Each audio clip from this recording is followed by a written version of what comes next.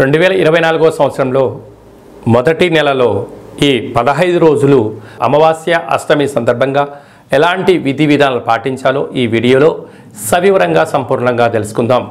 మిథున రాశిలో ఏ నక్షత్రాలు వస్తనగా మృగశిర నక్షత్రంలోని 3వ పాదం, 4వ పాదం, ఆరుద్ర నక్షత్రంలోని 4 పాదాలు, పునర్వసు నక్షత్రంలోని 1, 2, 3 పాదములు కలిపితే మిథున రాశి. చాలామందికి పుట్టినటువంటి కాల సమయంలో డేటా బర్తులు సక్రమంగా లేనటువంటి కారణం చేత పేరు యొక్క మొదటి అక్షరాన్ని అనుసరిస్తూ ఆ రాశిని తెలుసుకునే ప్రయత్నం చేద్దాం. అవి ఏ అక్షరాలు ఒకసారి పరిశీలన చేద్దాం. క, కి, కు, ఖం, అజ్ఞ, చ, కే, కో, హ అక్షరాల వారందరూ కూడా మిథున రాశి జాతకులే. మిథున రాశి యొక్క అధిపతి బుధుడు. వీరికి అర్ధాష్టమ కేతు సంచార స్థితి ఉన్నప్పుడు చిన్న చిన్న విషయాలకు ఆందోళన చెందనక్కర్లేదు. మౌనం, ధ్యానం, ఆధ్యాత్మికత, దూరపు చూపు, దూరపు ఆలోచన ఉన్నటువంటి వారందరికీ చాలా యోగదాయకం అని చెప్పి గమనించాలి.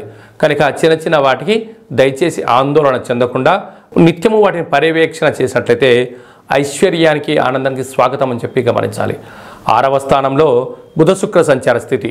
నూతనమైన పెట్టుబడులు, వ్యాపారాలు, బంగారు ఆభరణాలు, వస్తువులు, నూతన వస్త్రాలు, క్రయ విక్రయాలు ఆనందానికి కేంద్ర బిందువు అని చెప్పి గమనించాలి. 7వ స్థానంలో రవికుజ సంచార స్థితి కారణం చేత కుజదోష ప్రభావం కారణం వలన ప్రేమికుల మధ్య సయోధ్య, నూతనమైన వ్యాపారాల్లో పెట్టుబడులు పెట్టేటప్పుడు ఒకసారి ఆలోచించజేయడము, ధర్మ మార్గాన్ని, ఆధ్యాత్మిక మార్గాన్ని మీరు ఎంచుకున్నట్లయితే సర్వత్రా విజయం మీ సొంతం కాబోతుందని చెప్పి గమనించాలి. భాగ్యస్థానంలో శని సంచార స్థితి ఉండడం వల్ల ఉన్నదాంతో ఆనందపడుతూ ఏదైనా ఒక పని చేస్తున్నప్పుడు భార్యాభర్తల మధ్యతో స్నేహము, గురువులతో, తల్లిదండ్రులతో, సమాజంతో మమేకమైన పనులు చేసేటప్పుడు తప్పులు చేయకుండా సన్మార్గమైన మార్గాన్ని ఎంచుకోగలిగితే మీకన్నా అదృష్టవంతుడు ఎవరు లేరు అని చెప్పి గమనించాలి. రాజ్యస్థానంలో రాహు సంచార స్థితి ఉండడం వలన ఉద్యోగ ప్రయత్నాలు కలిసి రావడం, ధనపరమైన ధన ప్రవాహం మీ సొంతం కాబోతుంది. లాభస్థానంలో గురువు. దేవతల యొక్క ఆశీస్సులు, ధర్మ మార్గము, ఆధ్యాత్మికమైన సన్మార్గమే మీ విజయానికి తొలిమెట్టు అని చెప్పి గమనించాలి.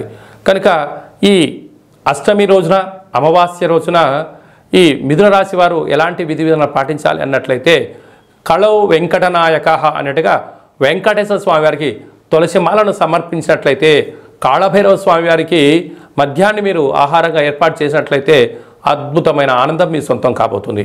చేతుల వృత్తుల వాళ్ళు, సేవా రంగాల వాళ్ళు, రాజకీయాలు, హోటల్ వ్యాపారాలు, చిన్న చిన్న వ్యాపార సంస్థల వారందరికీ కూడా, సాఫ్ట్వేర్ ఉద్యోగస్తులకు చాలా సువర్ణ కాలము అని చెప్పి గమనించాలి.